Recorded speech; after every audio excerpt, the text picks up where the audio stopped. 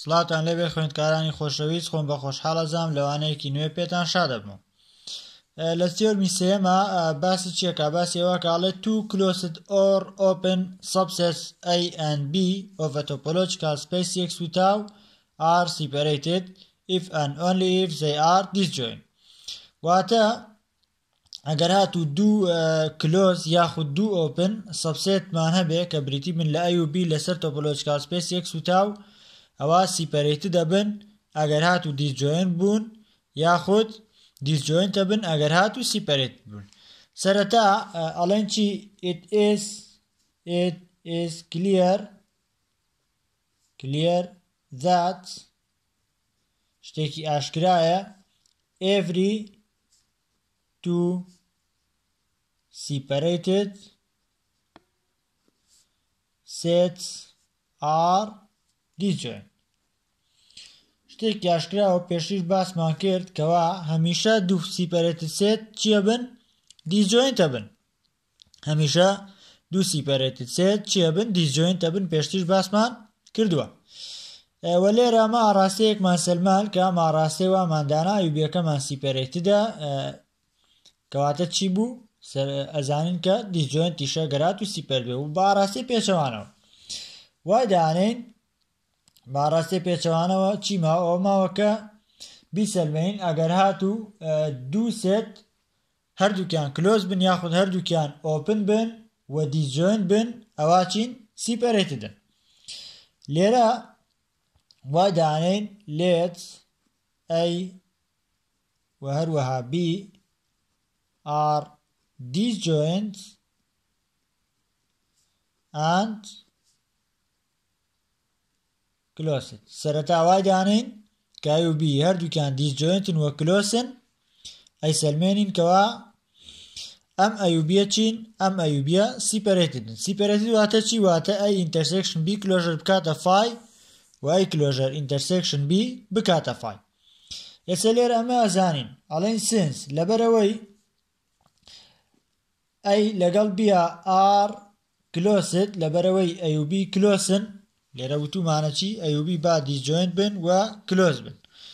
لەبەرەوەی A و B closedن کەواتە لێرەوە توانین بڵێن چیە؟ توانین بڵێن A یەکسانە بە A closure و هەروەها B یەکسانە بە B closure. A یەکسانە بە A closure و B یەکسانە بە B closure. لەوانەیە خوێندکارێک پرسیار کا بڵێ بۆچی ئەیمان یەکسان کرد بە A closure و B مان یەکسان کرد بە B closure؟ لەبەرەوەی ئەیەکە کلۆسە کەواتاڵین کلۆژەرەکەی خۆی ئەکا و بیەکەش بە هەمان شێوە کلۆسە ئەویش دەڵێن کلۆژەرەکەی ئەکاتە خۆی. و بۆچی ئەمانێنا؟ لەبەرەوە هێنامان کە ئێمە پێویستمان بەوەی بیسەلمێنین A intersection B closure ئەکاتە phi و B intersection A closure ئەکاتە phi بۆیە کلۆژەرمان هێنا. لێرەوە چیەکەین؟ ئێمە زانین A intersection B یەکسانە بە چی؟ یەکسانە بە phi بۆ لەبەرەوەی وتومانە disjointە. دوو سێت ئەگەر disjoint بن intersectionەکەیان ئەکاتە phi. لێرەوە ئەڵێن A intersection B closure یەکسانە بە phi.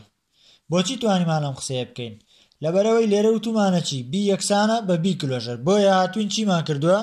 B closureەکەمان لە جێی B داناوەتەوە و ئەڵێن and A closure intersectiony B ئەمیش ئەکاتە چی؟ ئەکاتە phi. بۆچی توانیمان ئەیەکە لە جیاتە A closureەکە دابنین؟ لەبەرەوەی لێرە وتومانە A و A closure یەکسانن کەواتە لێرە چیمان کرد؟ A closureەکەمان خستە شوێنی A بۆی ئاڵێن A closure intersection B یەکسانە بە phi. ئێستا ئەم دوو سێتەی کە هەمان بوو disjoint بوون intersectionەکەیان کردیە phi و کلۆسیش بوون کلۆژەرەکەیان لەگەڵ خۆیان یەکسان بوو و بەم دوو پرۆپەرتیە چیمان کرد؟ ئەوەمان سەلمان کە A intersection B closure ئەکاتە phi و A closure intersection B ئەکاتە phi. ئەمە معنای چییە؟ معنای ئەوەیە کە ئەم دوو سێتە سیپەرێتدن چونکە ئەمە پێناسەی سیپەرێتد بوونە. سۆ ئەڵێن A و B are separated. لەبەرەوە ئەڵێن A و B ئەکە چییە؟ A و B ئەکە سیپەرێتدە. اینجا وەکو ئەمە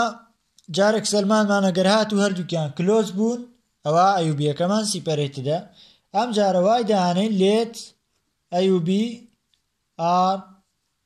A و B ئەکەمان چین؟ وای دەهانێن A و B ئەکەمان opening and disjoint وای دانین ئەیوبیەکەمان open و چین open و disjoint لەبەرەوەی disjointن بۆچی واماندانا open و disjoint چونکە لێرە وتومانە close بێ یاخود open بێ ئەمە کلۆسەکەمان سەلماند ئەگەر هات و disjoint و close بێ سیپەرێتی دیشە بێ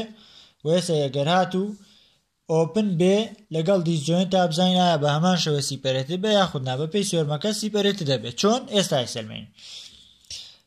ئەیوبی open لەبەرەوەی ئەیوبی disjointن کەواتەڵێن چی ئەی intersection b ئەکاتە چی ئەکاتە phi بۆ لەبەرەوەی ئەیوبی r disjoint لەبەرەوەی ئەیوبیەکەمان چین ئەیوبیەکەمان disjointن بۆیە ئەڵێن ئەی intersection b ئەکاتە چی ئەکاتە phi و لەبەرەوەی since لەبەرەوەی ئەیوبی r open ئێمە وتومانە چی وتومانە ئەیوبیەکە openن ئەگەر سێتێک open بێ معنای چییە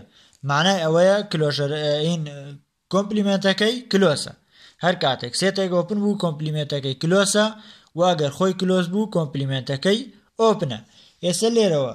ئەڵێن لەبەرەوەی ئەیوبی openن so ئەی کۆمپلیمنت و b کۆمپلیمنت r closed لەبەرەوەی ئەیوبی open بوون وتمان چی وتمان ئەی کۆمپلیمنت لەگەڵ b کۆمپلیمنت تا چین closedن بۆچی ئەمەمانێنا بۆچی هاتین ئەی کۆمپلیمنت و b کۆمپلیمنتمان لێرە وەرگرت لەبەرەوەی ئەیوبیەکە openن بۆیە چوین کۆمپلیمنتەکەیمان وەرگرت بۆ ئەوەی لە ڕێی کۆمپلیمنتەکەیەوە کە کلۆسە کلۆژەری کۆمپلیمنتەکەی بدۆزینەوە کلۆژەری کۆمپلیمنتەکەی بدۆزینەوە و لە ڕێی کلۆژەری کۆمپلیمنتەکەیەوە کلۆژەری ئەم کۆمپلیمنتە بەکارهێن بۆی کلۆژەری ئەیوبیەکە ئەویش بەهۆی ئەمانەوە بەکاری بێنینەوە بابزانین چۆن لێرەڵێن ئەی کۆمپلیمنت و b کۆمپلیمنت کلۆسن و پێشتر وتومانە ئەی intersection b ئەکاتە چی ئەکاتە phi مادام ئەی intersection b ئەکاتە phi لێرەوە ئەڵێن چی ئەڵێن ئەی سەبسێتە لە b کۆمپلیمنت and b سەبسێتە لە ئەی کۆمپلیمنت b سەبسێتە لە ئەی کۆمپلیمنت بۆ لەبەرەوەی ئەم دوان disjoint بوون ئەگەر هات و intersection و سێت phi بکە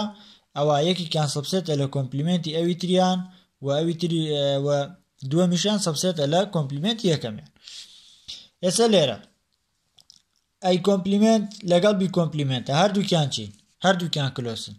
کەواتە ئەتوانم بڵێم ئەی کۆمپلیمنت کلۆژەر یەکسانە بە b ئەی کۆمپلیمنت وایە بەڵێ وایە چونکە کلۆستە خۆی یەکسانە بە کلۆژەرەکەی لێرەوە ئەڵێن چی ئەڵێن ئەی کۆمپلیمنت کلۆژەر یەکسانە بە ئەی کۆمپلیمنت and b کۆمپلیمنت کلۆژەر یەکسانە بە b کۆمپلیمنت ئێستا لێرە ئەوەی کە هەمانە ئێمە ئەزانین ئەی سەبسێتە لە b کۆمپلیمنت و بیش سەبسێتە لە ئەی کۆمپلیمنت مادام ئەو دوو سەبسێتەیەمان هەیە لێرەوە توانین بڵێن ئەی کلۆژەر سەبسێتە لە b کۆمپلیمنت کلۆژەر سەبسێتە لە کێ سەبسێتە لە b کۆمپلیمنت کلۆژەر کە ئەمەش یەکسانە بە کێ یەکسانە بە b کۆمپلیمنت ئەوە تا b کۆمپلیمنت کلۆژەر یەکسانە بە کێ یەکسانە بە b کۆمپلیمنت معنای چییە معنای ئەوەیە ئەی کلۆژەر سەبسێتە لە کێ سەبسێتە لە b کۆمپلیمنت و بە هەمان شێوە ئەڵێن b کلۆژەر سەبسێتە لە کێ سەبسێتە لە ئەی کۆمپلیمنت کلۆژەر کە ئەمیش یەکسانە بە ئەی کۆمپلیمنت بۆچی وتمانەی کلۆژەر سەبسێتە لە b کۆمپلیمنت کلۆژەر چونکە لێرە ئەڵێن ئەگەر هاتوو ئەی سەبسێت بێ لە b ئەوە ئەی کلۆژەر سەبسێتە لە b کلۆژەر ئەمە پێشتر هەمانە بە بەسیار میسەلماندومان لە چاپتەرەکانی پێشترا ئەگەر ئەی سەبسێت بێ لە b ئەوە ئەی کلۆژەر سەبسێتە لە b کلۆژەر بۆیە لێرە ئەڵێن ئەی کلۆژەر سەبسێتە لە b کۆمپلیمنت کلۆژەر بۆچی وایە لەبەرەوەی ئەی سەبسێت بۆ لە کێ سەبسێت بۆ لە b کۆمپلیمنت اینجا وەکو لێرە ئەڵێن b کلۆژەر سەبسێتە لە ئەی کۆمپلیمنت کلۆژەر چۆن ئەمانێنا لێرەوە هێنامان ئەڵێن b سەبسێتە لە ئەی کۆمپلیمنت کەواتە b کلۆژەرێک بۆ هەردووکیان زیاد بکەین سەبسێتەکە وەکو خۆی ئەمێنێتەوە ناکۆڕێ لێرەوە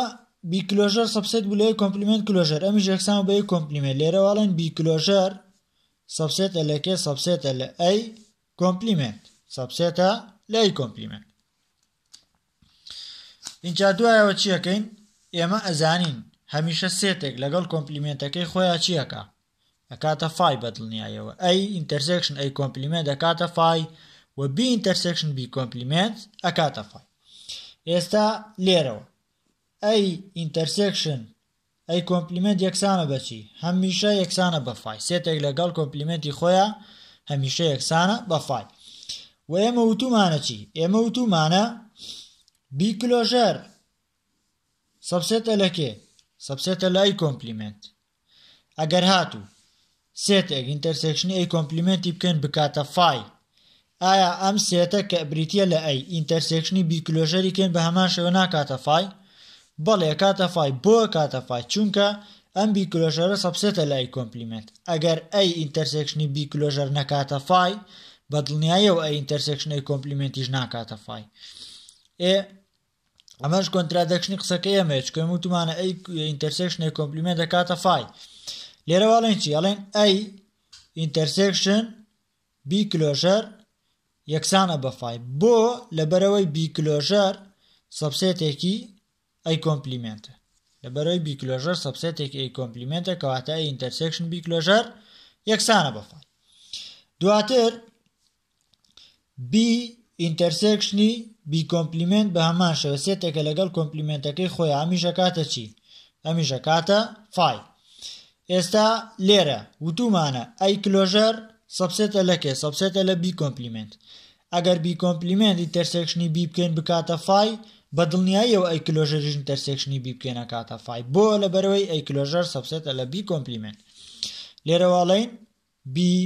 ئینتەرسێکشن ئەی کلۆژەر یەکسانە بە فای. بۆچی ئەمە توانین بڵێن؟ لەبەرەوەی ئەی کلۆژەر سەبسێتە لە بی کۆمپلیمنت. لەبەرەوەی کلۆژەر سەبسێتە لە بی کۆمپلیمنت. ئێستا ئەی ئینتەرسێکشن بی کلۆژەر کردیە فای و بی ئینتەرسێکشن ئەی کلۆژەر کردیە فای. لێرەوەڵێن سۆ ئەی و بی ئار سیپەرێتد. کەواتاڵێن ئەی و بیەکەمان چییە؟ ئەی و بیەکەمان سیپەرێتدە. ئەمە بە هەردوو شێوەکە سەلمانمان، ئەگەر هاتووە ئەی و بیەکە کلۆز بن و ئەگەر هاتوو ئۆپن بن. پێناسەیەکی ترمانەیە ئەڵێ چی دوایەوە؟ کۆمەڵێک پێناسەمانەیە لەگەڵ ئەگزامپلێکە باسییانەکەیم زین ئەم پێناسانە مەبەستی لە چیەکە هێناوێتی.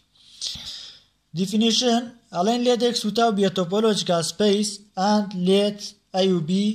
be two open subsets of X, then a union B is said to be this connection of X if and only if ئەم سێ مەرجەی بێ. هەڵە وای دابنێ X without topological space و A و Bشمان هەیە دوو open subsetن. دوو open subseti Xن ئەوە پاشان A union B ئەبێتە disconnection بە A union B ئەوترێت disconnection بۆ X. ئەگەر هاتوو ئەم سێ مەرجەی تیابوو. ئەیەکە فای نەبێ، بیەکەش فای نەبێ، واتە A و B هیچیان فای نەبن. و X یەکسان بێ بە A union B، واتە بە یونیۆنی دوو سێتەکە چی دروستکەینەوە؟ X دروستکەینەوە. و ئینتەرسێکشنەکەشیان بکاتە چی؟ بکاتە فای، یاخود دەڵێن ئەگەر هاتوو دیسجۆین بن. ئەگەر A و B بکاتە فای ئینتەرسێکشنەکەیان یاخود A و B دیسجۆین بن، واتە گەر هاتوو دوو سێتمان هەبوو لەناو X، دوو سێتمان هەبوو لەناو X، هیچ کامیان فای نەبوون، واتە بۆ نمونە A و B یەکمان هەبێ، A و B یەکە هیچیان فای نەبێ، ئەمە مەرجی یەکەم. مەرجی دووەم X بە یونیۆنکردنی ئەو دوو سێتە دروست ببێتەوە، واتە هیچ ئلیمێنتێکم نەبێ لەناو X کە نەکەوت بێتە ناو B و نەشکەوت بێتە ناو A. یعنی بە یونیۆنی A و B بتوانم X دروست کەمەوە و هیچ دانێکی هاوبەشش لە نێوان A و B یان نەبێ، کە خاڵی سێمەڵێ ئینتەرسێکشن B بکاتە فای، واتە هیچ دانێکی هاوبەش لە نێوان A و B یەکەیان نەبێ. ئەگەر هاتوو دوو سێت ئەو دوو مەرجەی جێبەجێ کرد بۆ Xەکە، ئەوە ئاڵێن ئەم A union B ئەبێتە چی؟ ئەبێ بە دیسکۆنێکشن لەسەر سێتی X. دیفینیشنی دواترمان هەیە، ئەڵێ گەر X without topological space بێ و G-یەکمان هەبێ سەبسێت بێ لە X، G-یەکمان هەبێ سەبسێت بێ لە X و A و B-یەکە دوو open subset بن لەسەر کێ؟ لەسەر X. A و B-یەکە دوو open subset بن لەسەر کێ؟ لەسەر X. ئەوە ئەی یونیەن بی ئەبێ بە دیسکۆنەکشن بۆ کێ بۆ جی ئەم ئەی یونیەن بیە ئەبێتە چی ئەبێتە دیسکۆنەکشن بۆ جی ئەگەر هاتوو ئەمیش بە هەمان شێوە سێ مەرجی تیا بوو ئەو ئەی کە هەمان بوو ئینتەرسێکشنی جیەکەی پێ بکەین نەکاتە فای وە بیەکەش ئینتەرسێکشنی جی پێ بکەین نەکاتە فای ئەم مەرجیەکە مەرجی دووەم ئەگەر هاتوو بە جی ئینتەرسێکشن ئەی یونیەنی جی ئینتەرسێکشن بی بتوانین جی دروستکەینەوە واتە یونیەنی جی ئینتەرسێکشن ئەی لەگەڵ جی ئینتەرسێکشن بیا جی دروست کاتەوە هیچ ئلیمێنتێکی دەرەوەی جی نێتە ناو ئەمەوە یاخودی ئلیمێنتێکمان نەبێت لە ناو جیە هەبێ و لێرە نەبێت وەمەرجی سێیەم ئینتەرسێکشنەکەیان بکاتە فای ئەی جی ئینتەرسێکشن ئەی ئینتەرسێکشن جی ئینتەرسێکشن بی بکاتە چی بکاتە فای ئەو کاتە بەسێتی ئەی یونیەن بی ئەوترێت دیسکۆنەکشنە لەسەر کێ لەسەر جی دیسکۆنەکشنە لەسەر جی ئێکزامپڵێکمان هەیە پێناسەکانی پێشتر ڕوونەکەینەوە لەسەر ئەم ئێکزامپڵە ئێکزامپڵەکاڵێکی با ئێکس یەکسان بێ بە ئەی و بی و سی ئێکسەکەمان یەکسان بێ بە ئەی و بی و سی و تاو ئێکس یەکسان بێ بە تاو دیسکریت تاو ئێکسەکەمان یەکسان بێ کە یەکسان بە تاو دیسکریت زێن ئەوە پاشان ئەی یونیەنی بی و سی دیسکۆنەکشنە لەسەر ئێکس چۆن با مەرجەکانی بەسەرا تەطبیقکەین یەکەم جار ئەم ئەی کە هەمانە بە دڵنیاییەوە یەکسان نییە بەچی یەکسان نییە بە فای و بە هەمان شێوە ئەم بی و سی کە هەمانە یەکسان نییە بەکێ یەکسان نییە بە فای ئەمە مەرجی یەکەم مەرجی یەکەمی جێبەجێ کرد چونکە هیچیان فای نەبوون مەرجی دووەم ئەڵێ چی ئەڵێ ئێکس یەکسان بێ بەکێ یەکسان بێ بە ئەی یونیەن بی ئایا بزانین ئەم ئەکسێ لێرە هەیە بە یونیەن بی دروستە بێتەوە یان نا سێتی ئەی یونیەنی سێتی بی و سی ئەمە کاتە چی ئەکاتە ئەی و بی و سی ئەمە چی دروست کرد ئەها ئێکسەکەمان یەکسان و بەچی ئەی و بی و سی کەواتە ئەمە چییە ئەمە ئێکسە یونیەن هەردوو سێتەکەمان کرد چی کرد ئێکسی دروست کردەوە ئەمە مەرجی یەکەمی جێبەجێ کرد مەرجی دووەمیشی جێبەجێ کرد بۆ مەرجی سێیەم ئەبێ ئینتەرسێکشنەکەیان بکاتە فای مەرجی سێیەم ئەڵێ چی ئەڵێ ئەی ئینتەرسێکشن بی یەکسان بێ بەکێ یەکسان بێ بە فای لێرەوە سێیەم ئەی ئینتەرسێکشن بی و سی ئەمە یەکسانە بەچی ئایا هیچ جاوبەشێک لە نێوان ئەم دوو سێتەیە هەیە نەخێر هیچ جاوبەشێکمان لە نێوان ئەو دوو سێتەیان نییە بۆ چونکەمان ئەی تیایەویان بی و سی تیا هیچیان لێک ناچێت واتە ئەڵێن ئەم ئینتەرسێکشنە چیەکە ئەم ئینتەرسێکشنە ئەکاتە فای ئەڵێن سۆ ئەی یونیەن بی و سی is disconnection of x ئەڵێن ئەی یونیەنی بی و سی دیسکۆنەکشنە لەسەر x بۆ لەبەرەوەی ئەیەکە فای نەبوو و بی و سیەکەش فای نەبوو یونیەنمان کردیەوە x و ئینتەرسێکشنەکەشیان کردیە فای کەواتە ئەڵێن ئەی لەگەڵ بی و سیە دیسکۆنەکشنە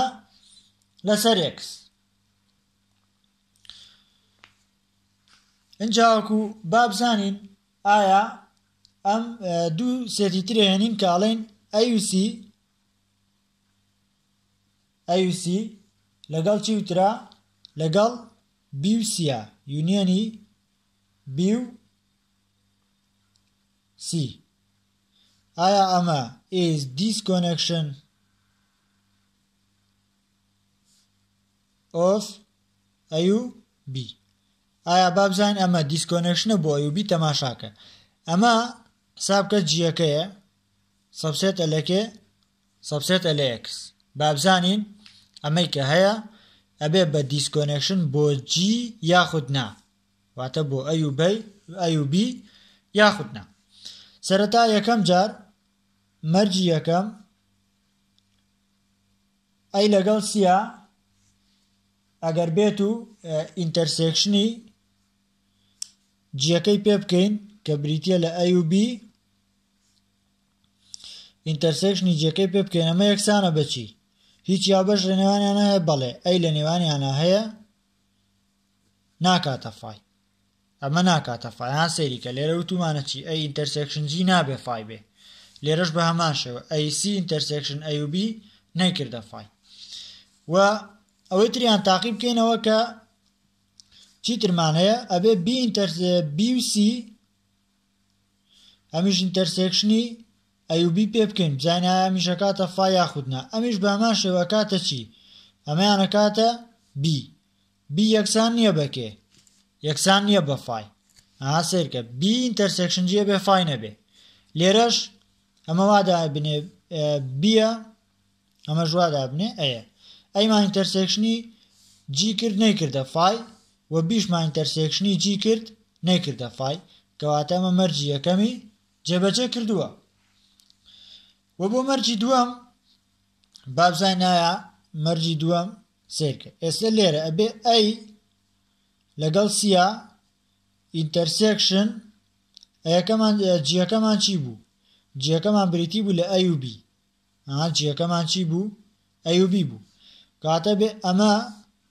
یونیەنی کەی پێ بکەین یونیەنی بی و سی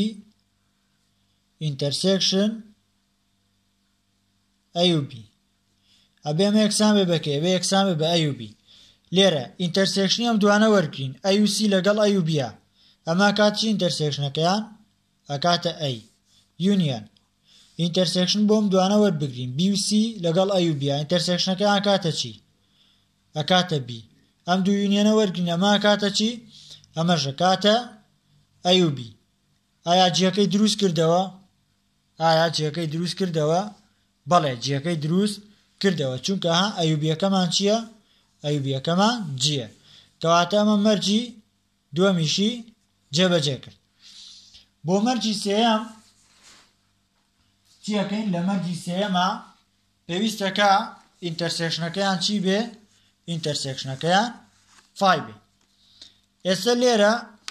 ئینتەرسێکشنی کێ تەبانە بێ ئینتەرسێکشنی ئەی و سی ئینتەرسێکشن ئەی و بی و ئەمە ئینتەرسێکشن بی و سی ئینتەرسێکشن ئەی و بی ئینتەرسێکشنی ئەم دوانە ئەکاتە چی ئەکاتە ئەی چونکە تەنها ئەی هاوبەشە ئینتەرسێکشن لێرەش ئینتەرسێکشنی ئەم دوانە ئەکاتە چی ئەکاتە بی تەنها بی هاوبەشە ئایا ئینتەرسێکشنی ئەی و بی ئەکاتە چی ئەکاتە فای ئینتەرسێکشنی هەمووشیان فای دەرچوو مەرجی سێیەمیشی چی کرد مەرجی سێیەمیشی جێبەجێ کرد مادام هەر سێ مەرجەکەی جێبەجێ کرد کەواتەڵێن سۆ ئەی و سی لەگەڵ بی و سیە ئەی و سی لەگەڵ بی و سیە is disconnection of یاخود دەڵێن ئەی و بی ئەڵێن ئەی و سی لەگەڵ بی و سیە دیسکۆنێکشن بوو بۆ کێ بۆ ئەی و بی بۆچی لەبەرەوەی ئەم سێ مەرجەی جێبەجێ کرد کە لێرە هەمان پرسیاری دواتر یاخود دیفینیشنی دواتر ئەم دیفینیشنیان چیمان پێڵێ پێمانەڵێ subset A of a topological space C x و tau is said to be disconnected if there exists a disconnection G union H of A بەسێتی A ئەوترێ چی بەسێتی A ئەوترێ disconnected بەسێتی A ئەوترێ disconnected ئەگەر هاتوو دیسکۆنێکشنێکمان هەبوو لەسەر ئەی ئەگەر هاتوو دیسکۆنێکشنێکی جی یونیەن ئێچمان هەبوو لەسەر ئەی ئێستا و سێتەی پێشتر کە کردمان دیسکۆنێکتد بوو واتە ئەو ئەیوبیە کە باسمان کرا ئەیوبیەکە کە ئێستا کەمێک پێش ئێستا باسمان کرد ئەم ئەیوبیە چی بوو دیسکۆنێکتد بوو بۆ لەبەرەوەی دیسکۆنێکشنێکمان دۆزیەوە لەسەری کە بریتی بوو لە جی یونیەن ئێچ یاخود لێ بریتی بوو لە ئەی و سی یونیەنی بی و سی و بەسێتی ئەوترێ کۆنێکتد ئەگەر هاتوو دیسکۆنێکتد نەبوو بەسێتی ئەوترێ کۆنێکتد ئەگەر هاتوو دیسکۆنێکتد نەبوو واتە ئەگەر هاتوو نەماتوانی دوو سێت بدۆزینەوە ئەو سێ مەرجێ پێشوو جێبەجێ بکات ئەو سێ مەرجە جێبەجێ پێشوو بکات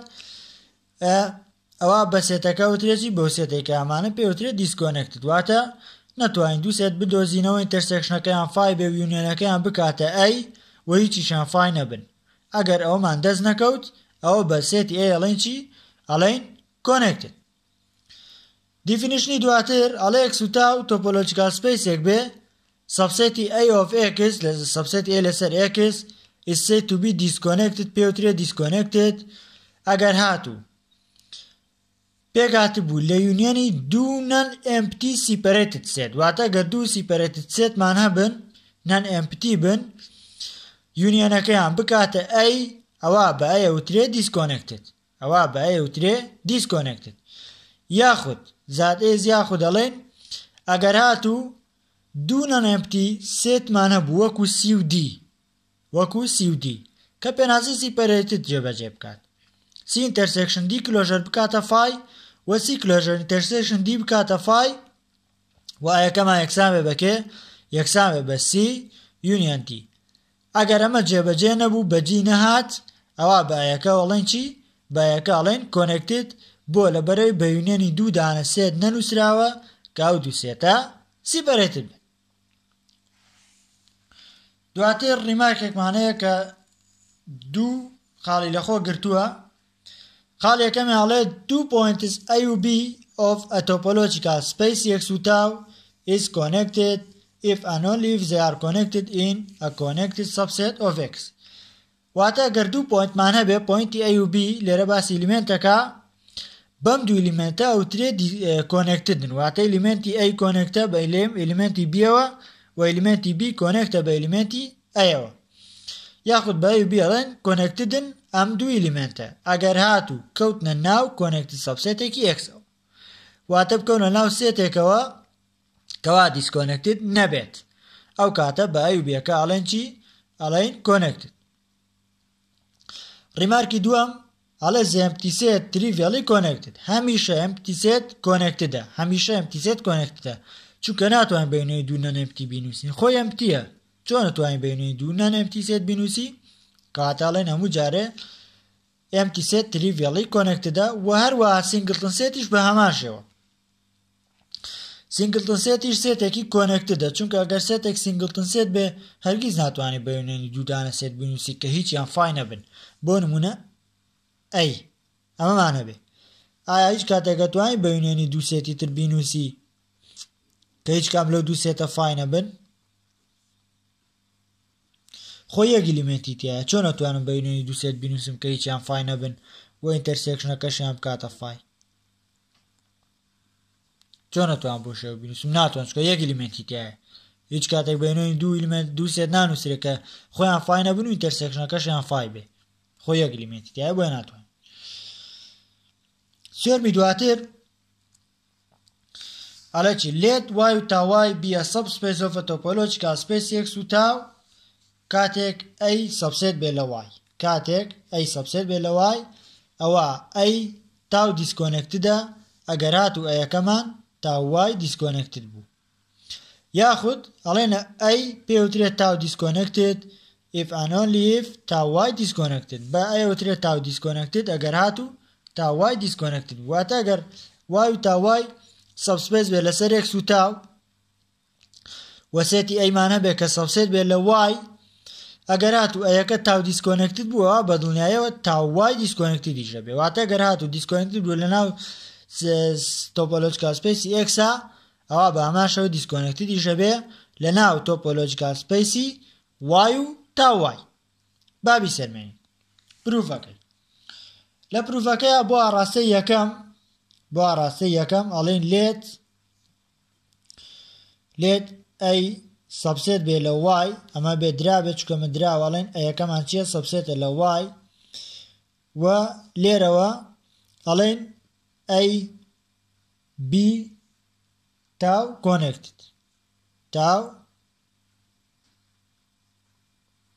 connected to show بۆی پیشانی بین A is tau y connected لەبەرەوەی ئەمەی کە هەمانە tau connectedە ئەڵێن ئەڵێن since لەبەرەوەی A is tau connected پێشتر ئێستا پێناسەیت connected مان کرد ئەگەر هاتوو ئەمەی کە هەمانە تاو connected بێ معنای چییە؟ معنای ئەوەیە ناتوانم بە یونیەنی دوو سێت بینووسم کە ئەم دوو سێتە ئینتەرسێکشنەکەیان بکاتە فای وە خۆیان فای نەبن و هەروەها یونیەنەکەشیان بکاتە کێ بکاتە ئەی دەڵێن so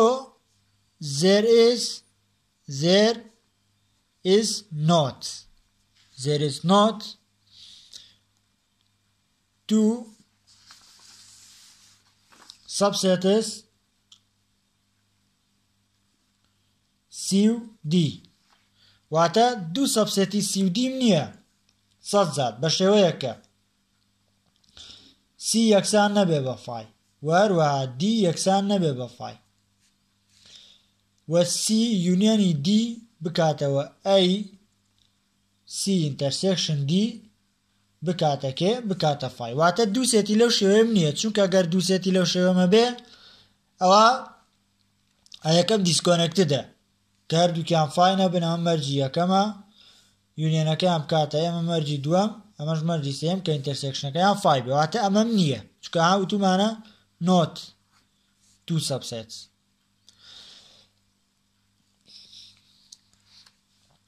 ئێستا بۆی پیشانی بین کە ئەیەکەمان تاوای کۆنێکتدە وای دانین تاوای دیسکۆنێکتدە واتە تاوای کۆنێکتد نییە لێت وای دابنێ A is تاوای disconnected وای دابنێ ئەم تاوایە چی ئەم تاوایە ئەم ئەیە تاوای disconnected واتە تاوای کۆنێکتد نییە بە کۆنترادکشنی سەرمێن ئێستا مادام ئەی تاوای کۆنێکتد نییە ئەڵێن since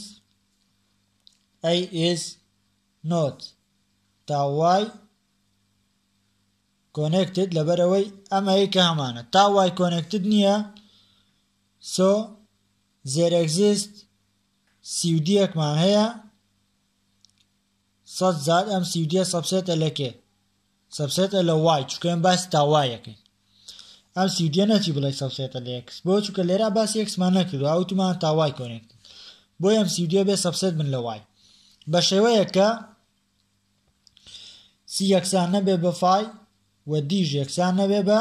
فای و C یونیەنی D یەکسان بێ بە کێ یەکسان بێ بە A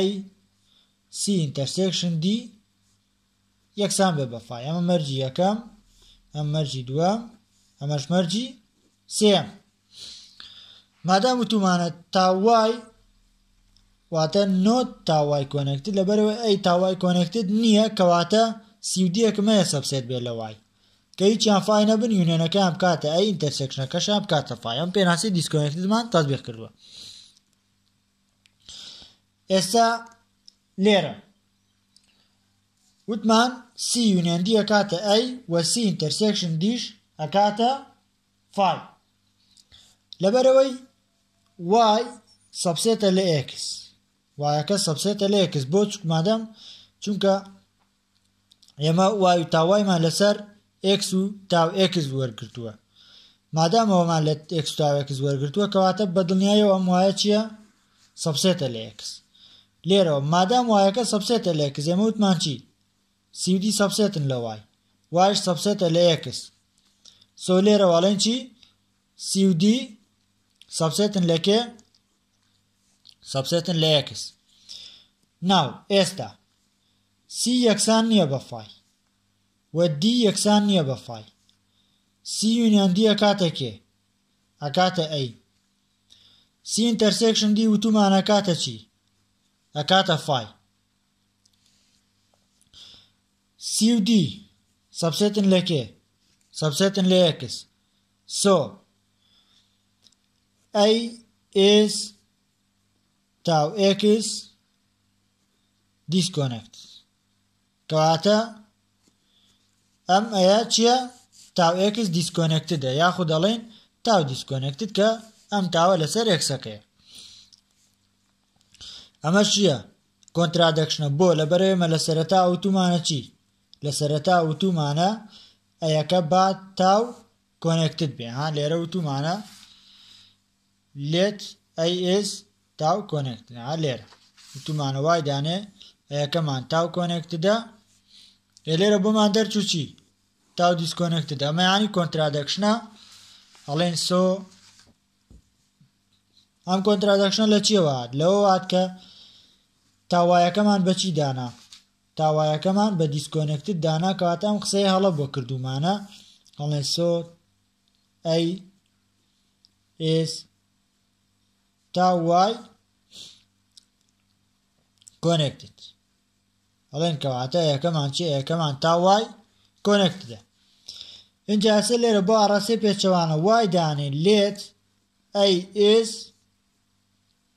tau y connected y دانێن یەکەمان چیە یەکەمان tau y connected to show A is tau connected y دانن یەکەمان tau y connected to show A is tau connected ئێمامانە we have هەمانەکە A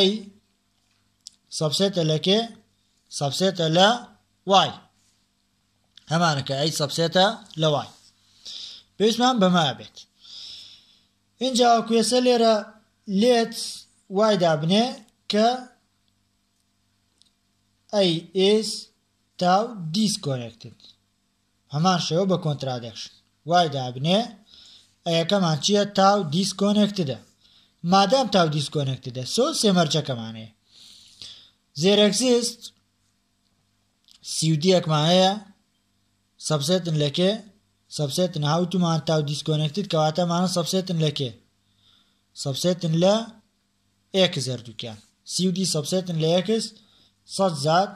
مەرجەکەم وتمان چی c یەکسان نەبێ بە فای و d یەکسان نەبێ بە فای ئەمە مەرجی یەکەم مەرجی دووەم وتمان چی c وێندی بکاتە کێ بکاتە A ئەمەش مەرجی دووەم و مەرجی سێم وتمان چی c intersection d یەکسان بێ بە کێ یەکسان بێ بە فای کامەش مەرجی چەنەمە مەرجی سێمە ئەڵێن سنس لەبەرەوەی C یونیۆنی D یەکسانە بەکێ یەکسانە بە A ئەتوانین چی بکەین ئەتوانین بڵێن C یونیۆنی D intersection Y یەکسانە بە A intersection Y ئەگەر intersection بۆ دوو لای سێتەکە زیادکەین هەمان یەکسانە ئەمێنێتەوە ناگۆڕێ ئێستا لێرەم intersection تەوزیعەکەین بەسەر ئەم دوانەیە و A intersection Y ژەکاتەوە A ئێستا لێرە C intersection Y union D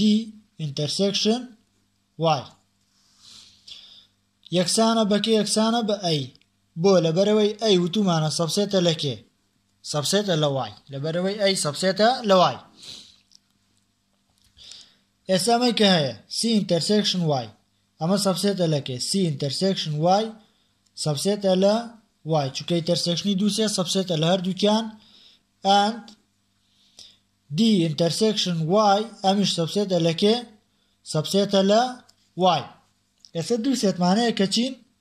سەبسێتن لە Y اینجا وەکو لێرەوە یونیۆنەکەیان کردووەتیە چی یونیۆنەکەیان کردووەتیە A ئەلێرەوە ئەڵێن C intersection Y intersection D intersection Y ئەمە یەکسانە بەچی بابزان یەکسانە بەچی یەکسانە بە مادام هەموو intersection کەواتەڵێن C intersection D ئەم دوانە بێنێ لای یەک intersection ئەگەر Y intersection Y بکەنە ڕکاتەوە چی ئەرەکاتەوە Y بۆچی توانی ماڵوگۆڕیکەم لەبەری تەماشاکە هەمویان چین intersection بۆ یەکەوانەکان توان بارزی خۆ ماڵوگۆڕ پێ بکەم و شوێنەکەشیان ئاڵوگۆڕ پێ بکەم خودم با intersection Y-کەش بنووسینەوە ئەکاتە ئەمە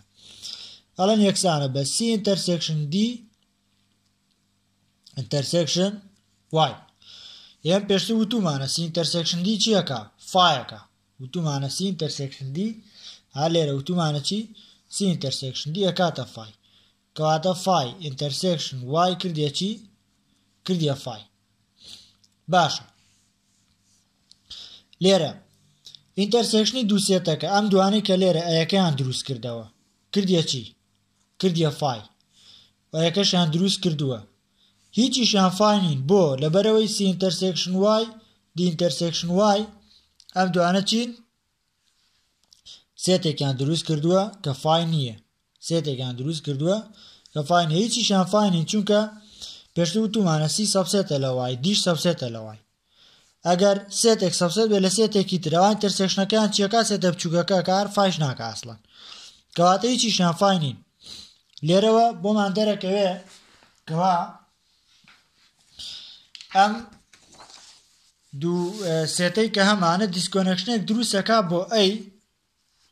ئێستا سی ئینتەرسێکشن دی سی ئینتەرسێکشن وای یەکسان نییە بە فای و هەروەها دی ئینتەرسێکشن وایش یەکسان نییە بە فای ئەمە مەرجی یەکەم کە یونیەنەکەیان چی دروست کرد ئەی دروست کرد و مەرجی دووەم ئینتەرسێکشنەکەیان کردیە چیان کردیە فای ئەمە مەرجی دووەمە ئەلێرەوە ئینتەرسێکشنەکەیان کردیە فای و لێرەش خۆیان هیچیان فای نەبوون هیچیان چی نەبوون هیچیان فای نەبوون سۆ سی و دی are disconnection on